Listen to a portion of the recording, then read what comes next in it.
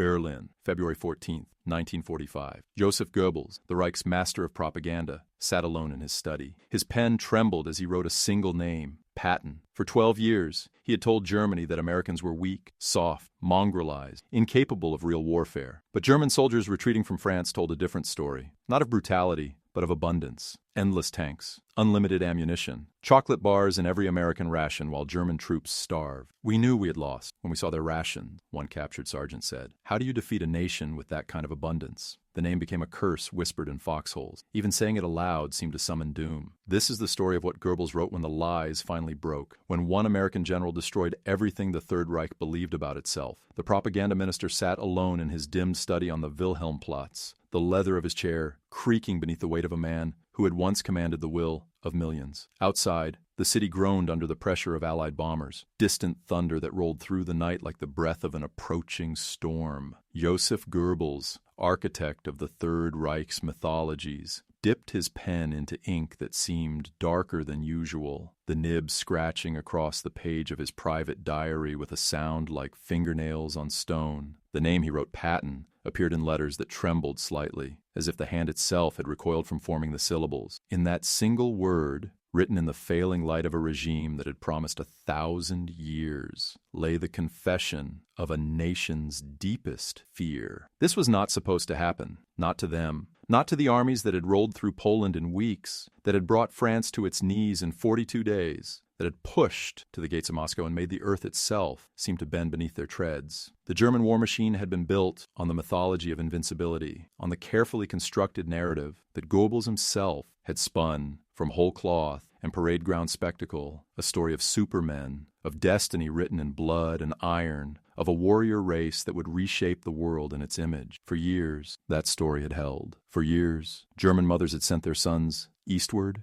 and westward, with pride swelling in their chests, confident that the fatherland's steel would never break, that its generals were touched by some divine strategic genius, that its cause was righteous and unstoppable. And then came Patton. Not the idea of him at first, but the reality. The brutal, undeniable, relentless reality of a man who shattered every assumption Goebbels had built his empire upon. To understand what Goebbels wrote in those desperate February days, one must first understand what he had believed, what all of them had believed about the American enemy. In the carefully orchestrated propaganda broadcasts that poured from Berlin's radio towers throughout the 1930s and into the war's early years, America had been depicted as weak, decadent, mongrelized, a nation of cowards and capitalists, too soft from luxury to fight, too fractured by democracy's endless arguments to sustain a coherent military will. The German General Staff had studied reports about American training exercises before the war and had laughed at what they saw. Recruits training with wooden rifles, an army that numbered barely more than 100,000 men, tanks that looked like they belonged in the last war. Not this one. They make automobiles and motion pictures, German officers had told each other over schnapps in officers' clubs, from Krakow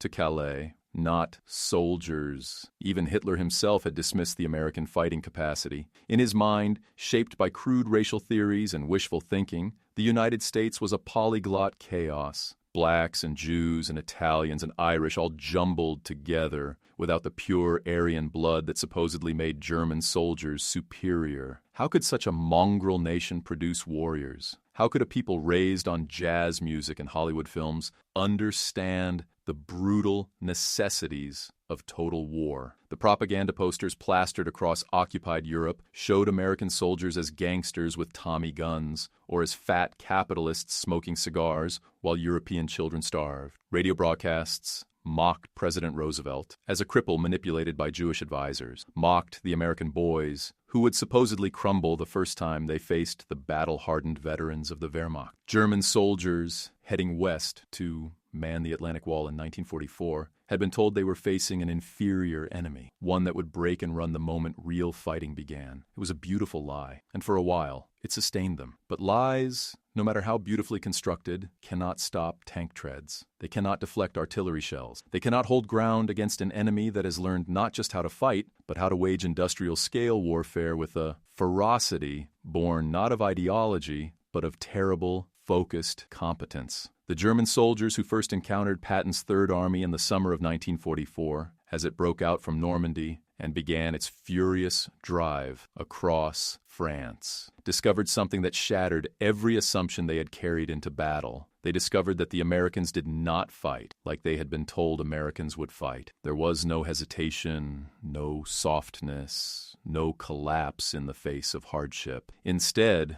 there was something that terrified them far more than brutality. There was abundance. Abundance of ammunition that poured from American guns in volumes that seemed impossible, turning entire landscapes into moonscapes of craters and shattered trees. Abundance of tanks, not just a few here and there, but entire columns of Shermans that stretched beyond the horizon, more tanks than German, observers could count, rolling forward with a mechanical inevitability that felt less like warfare and more like industrial process. Abundance of aircraft that owned the skies so completely that German soldiers learned to move only at night, to hide in forests and cellars during the day, to feel the earth tremble with each passing squadron of Thunderbolts and Mustangs, but most of all, abundance of will. The German troops retreating before Patton's advance sent reports back to headquarters that their commanders initially refused to believe. The Americans were not stopping to rest. They were not pausing to consolidate gains, not waiting for supply lines to catch up, not giving the Wehrmacht time to establish new defensive positions. Instead,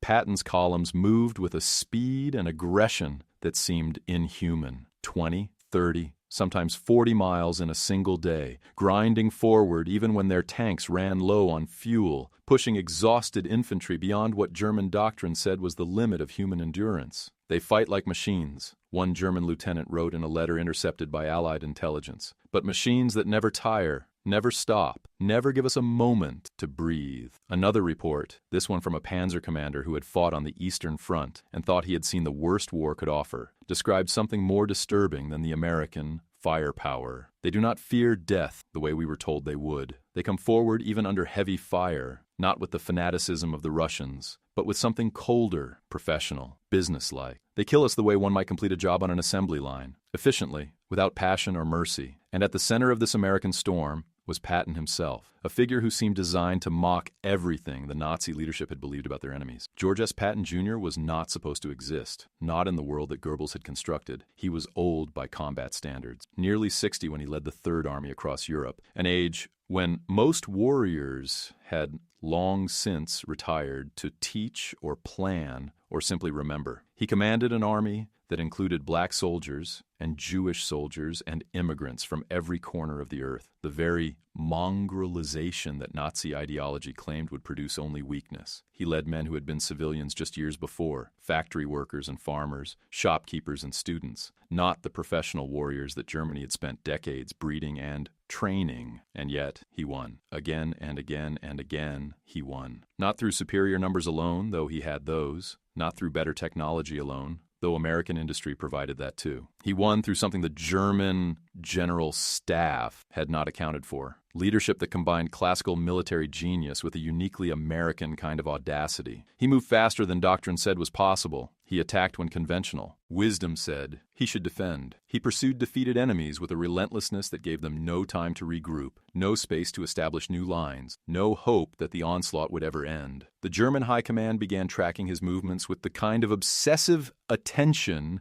usually reserved for enemy armies 10 times his size. Radio intercepts of American communications that mentioned Patton were immediately forwarded to Berlin. Intelligence officers pored over maps, trying to predict where his Third Army would strike next, knowing that wherever Patton attacked, the line would break. Defensive positions that might have held against other American commanders were hastily abandoned when word spread that Patton was coming, that his tanks had been spotted on the roads leading toward their sector. The name itself became a weapon, something Goebbels had not anticipated, could not counter with propaganda broadcasts or carefully edited newsreels. German soldiers whispered it in their foxholes like a curse, a harbinger of the doom rolling toward them from the west. Radio operators monitoring Allied frequencies would hear Patton mentioned and immediately reported up the chain of command, watching as their officers' faces went pale. Even the SS divisions, the fanatical true believers who had been told they were the master race's finest warriors, withdrew rather than face Patton's advance head-on, choosing to preserve their strength for defensive battles where they might have some chance,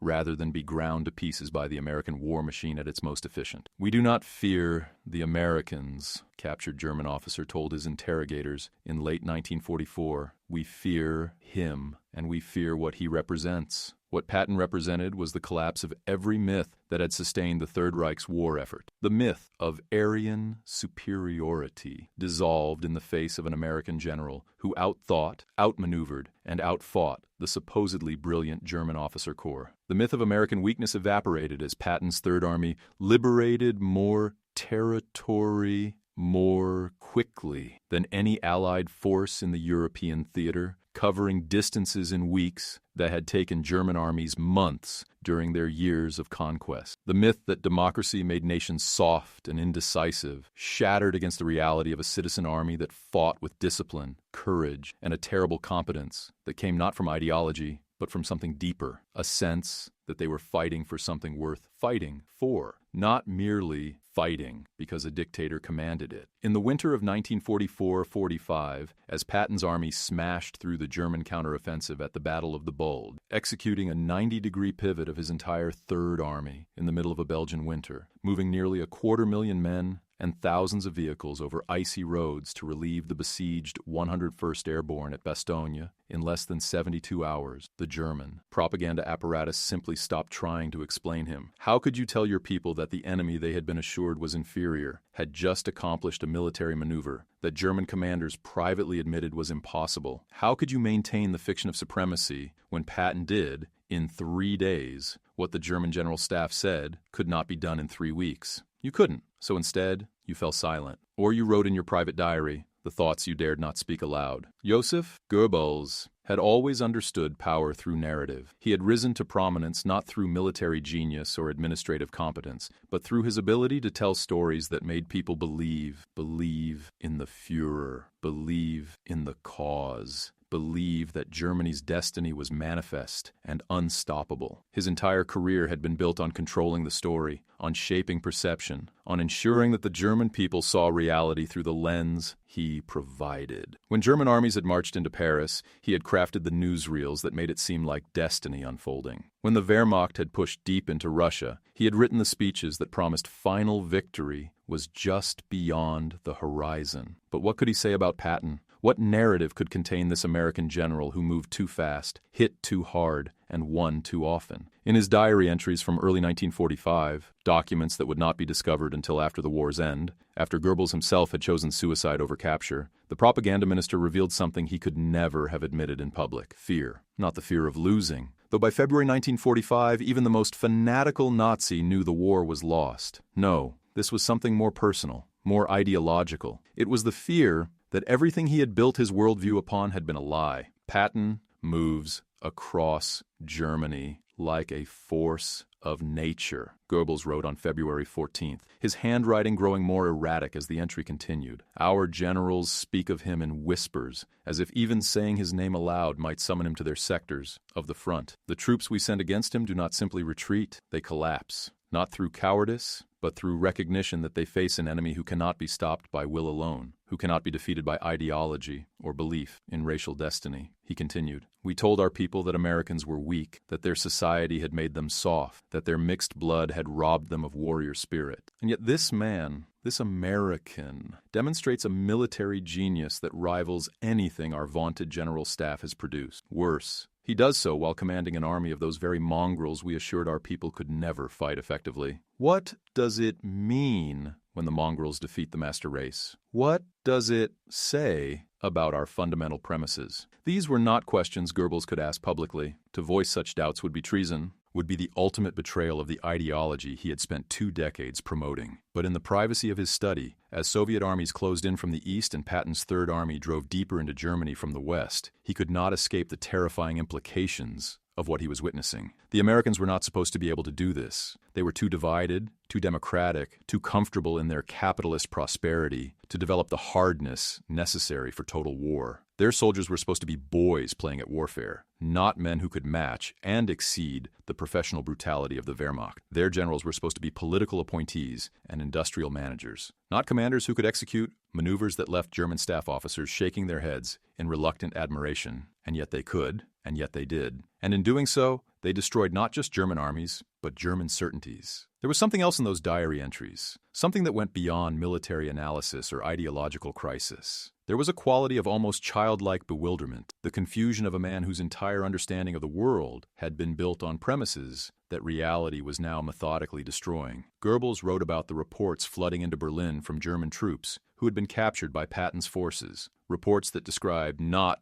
the brutality the prisoners had been conditioned to expect, but something far more disturbing to Nazi ideology: competence mixed with casualness. American soldiers who treated German prisoners not with hatred or revenge, but with the bored efficiency of workers processing materials on an assembly line. POWs who were fed from the Americans' abundant rations. Rations that included meat and chocolate and coffee in quantities that German frontline troops hadn't seen in years. Camps where German officers watched in confusion as black American soldiers guarded them with the same authority as white soldiers, as Jewish soldiers wore the uniform of the conquering army. They do not even hate us properly, Goebbels noted with something approaching despair. They fight us the way one might eliminate a pest infestation, distasteful but necessary work. There is no passion in it, no recognition of us as enemies worthy of respect. They simply want it done so they can go home. This is more insulting than hatred would be. This was perhaps the cruelest cut of all. The German military tradition was built on concepts of honor, of warrior respect between adversaries, of war as a proving ground for masculine virtue. German soldiers had expected that if they fought well, if they demonstrated courage and tactical skill, they would earn the respect even of their enemies. That was how it had worked on the Eastern Front, where German and Soviet armies recognized in each other a certain terrible kinship, a shared willingness to endure the worst that modern warfare could inflict. But the Americans, and Patton most of all, denied them even that consolation. Patton fought them not as worthy adversaries in some grand historical drama, but as obstacles to be removed, efficiently, quickly, with the minimum expenditure of American lives and the maximum application of American material. When his Third Army broke through German lines, Patton did not pause to savor the victory or honor the defeated. He simply kept moving,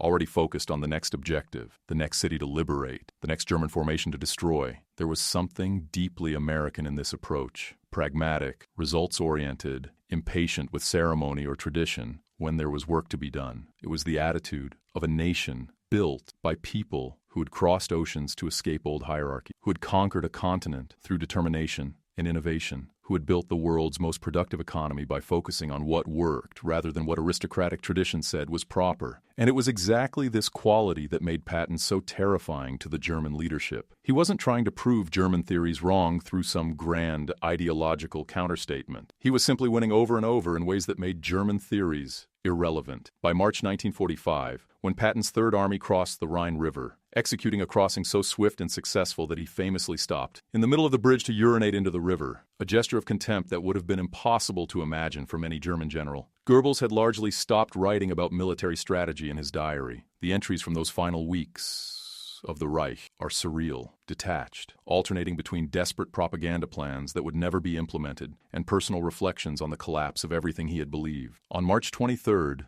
the day after Patton's crossing, Goebbels wrote, "He makes a circus of our defeat. Perhaps that is the American way, to reduce even war to entertainment, to spectacle, or perhaps it is something worse. The confidence of a man who knows he has already won, who can afford gestures of contempt because the outcome is no longer in doubt." Our soldiers see these reports. We cannot suppress them all, and they understand what it means. It means we are not fighting an enemy who respects us enough to hate us. We are being dismissed. There is almost a plaintive quality to these later entries, the tone of a man searching for some framework, some narrative that might make sense of what was happening. Goebbels had built his career on the power of stories to shape reality, on the conviction that perception could triumph over fact if the story was compelling enough. But he was learning, too late, that some realities are too large, too undeniable, to be shaped by narrative. You could tell German soldiers that Americans were soft, but when those soldiers encountered Patton's tanks, rolling toward them with unlimited ammunition and air support,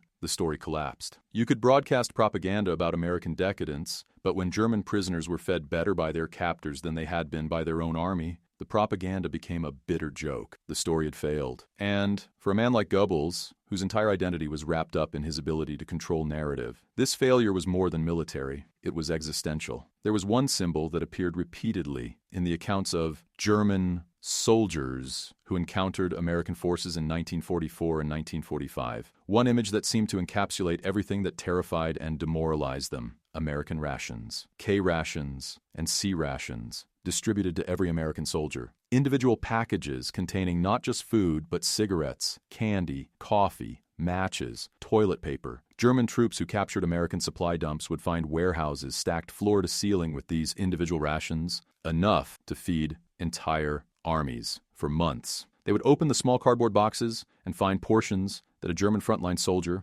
might not see in a week: canned meat, crackers, chocolate bars, powdered lemon drink, chewing gum. It seemed impossible. How could a nation at war, fighting across 2 oceans, maintaining military operations on multiple continents, still provide each individual soldier with his own personal supply of chocolate? The Germans had been rationing food at home since before the war began. Their soldiers in the field often subsisted on black bread and thin soup. Meat was a luxury. Coffee was a memory. And yet here were the Americans, handing out candy bars like they were nothing, equipping every soldier with more food in his personal pack than a German infantry squad might receive in a day. We knew we had lost when we saw their rations, one German sergeant told American interrogators after his capture. Not because of the tanks or the planes, we had expected those, but the food, the cigarettes, the coffee. Every single man had more than we could imagine. It meant their nation was so wealthy, so powerful, that they could afford to feed their soldiers like kings while fighting a war on the other side of the world. How do you defeat a nation with that kind of abundance? You cannot outlast them. You cannot make them suffer enough to quit. They have too much. They are too much. This abundance, material, yes, but also abundance of will, of confidence, of the casual certainty that they would win, because winning was simply what Americans did, became the psychological weapon that no amount of German propaganda could counter. Goebbels could craft speeches about German resilience and martial virtue, but those speeches rang hollow when spoken to soldiers who knew that the enemy they faced had eaten chocolate for breakfast and would eat it again for dinner. Who knew that American soldiers complained about the monotony of their rations, while German soldiers dreamed of having anything to complain about. Patton understood this instinctively. He insisted that his troops be supplied as well as possible, not out of sentiment, but because he knew that well-fed, confident soldiers fought better than hungry, desperate ones. He pushed his supply officers to keep ammunition and fuel flowing forward, but also coffee and cigarettes, medical supplies, and mail from home. He created an army that functioned not through fear or ideology, but through competence and purpose. Men who fought well because they were treated well, because they believed in what they were fighting for, and because they knew their nation had given them every possible advantage. This was American abundance, deployed as strategy, and against it, German ideology shattered like glass. In his final diary entry about Patton, written on April 12, 1945, as American and Soviet forces closed the ring around Berlin, Goebbels abandoned any pretense of analysis or propaganda. The entry reads almost like a confession. I have spent 12 years telling the German people that they were superior, that their blood and culture destined them for mastery, that the democratic nations were weak and unworthy. I crafted this narrative with every tool of persuasion I possessed, and the people believed. They believed because they wanted to believe, because it made them feel powerful, chosen, special. And now that lie is burning around us. Patton, this American, this representative of everything we claimed was inferior, has carved through our armies like they were paper, not through some miracle of warfare, but through simple, brutal competence. His soldiers are not supermen. They are ordinary men from ordinary places, given excellent equipment and led by a commander who understands war as engineering, as a problem to be solved through application of resources and will. They do not need ideology. They have abundance instead. They do not need racial superiority. They have industrial capacity instead. They do not need destiny. They have democracy, a system that, for all our mockery, has proven capable of organizing entire continents for war while maintaining the illusion, perhaps even the reality, that the individual soldier matters, that he fights for something beyond mere obedience. We are defeated by this, and the defeat is absolute not just militarily but philosophically. They have proven that our fundamental premises were wrong. Patton has proven it every day with every mile his army advances. And I, who spent my life in service to those premises, must now face the possibility, no, the certainty that everything I built was founded on lies that could not withstand contact with truth. 3 weeks after writing those words, with Soviet soldiers fighting their way through Berlin's streets and Patton's Third Army deep inside German territory, Joseph Goebbels would poison his 6 children and then take his own life. The Reich he had served, the narrative he had crafted, and the ideology he had promoted would not survive him by more than days. But Patton's name would endure, not just in American memory, but in German memory too, a reminder of the war they had lost, and more painfully, the reasons they had lost it. When elderly German veterans would gather in the decades after the war, they would speak of the Eastern Front with horror, of the British with respect, of the French resistance with anger, but they would speak of Patton with something different, a kind of grudging awe mixed with the bitter recognition that he had represented everything their ideology had claimed could not exist. An American, a Democrat, a commander of mongrels, and yet undefeated. The winter rain fell on the Rhineland that April, washing away the last traces of winter snow and the last illusions of German invincibility. In field headquarters across what remained of the Third Reich, officers studied maps that showed Patton's positions advancing daily, unstoppable as a tide. And in homes across Germany, parents listened to the footsteps of returning sons, those lucky enough to return, and heard in their stories the same name, spoken sometimes with respect, sometimes with fear, but always with recognition that they had faced something their training had not prepared them for, an enemy who was supposed to be weak, proving instead to be overwhelming. The chocolate bars in American rations, the endless columns of Sherman tanks, the casual confidence of soldiers who knew their nation would never run out of ammunition or will, and above it all, the name that even Goebbels could not erase from German consciousness through propaganda or will. Patton. In the end, the minister of propaganda had written the truth, at least in the privacy of his diary. Written it because he could no longer deny what every German soldier already knew. The Americans had not won merely through numbers or industrial might, though they had those in abundance. They had won because they represented something the Third Reich had not been able to comprehend. That strength could come from diversity, that confidence could be built on truth rather than lies, that ordinary men fighting for democratic ideals could defeat supposedly superior warriors fighting for mythology. Goebbels' diary would be found in the ruins of Berlin, its pages testament to the collapse not just of armies, but of ideologies. And on those pages, the name Patton appeared again and again, becoming not just a military footnote, but a symbol of everything the Nazi state had claimed was impossible and yet had proven to be inevitable. That is what happens when myths meet reality. The myths do not adapt, they do not survive, they simply break, and the breaking in the end is absolute.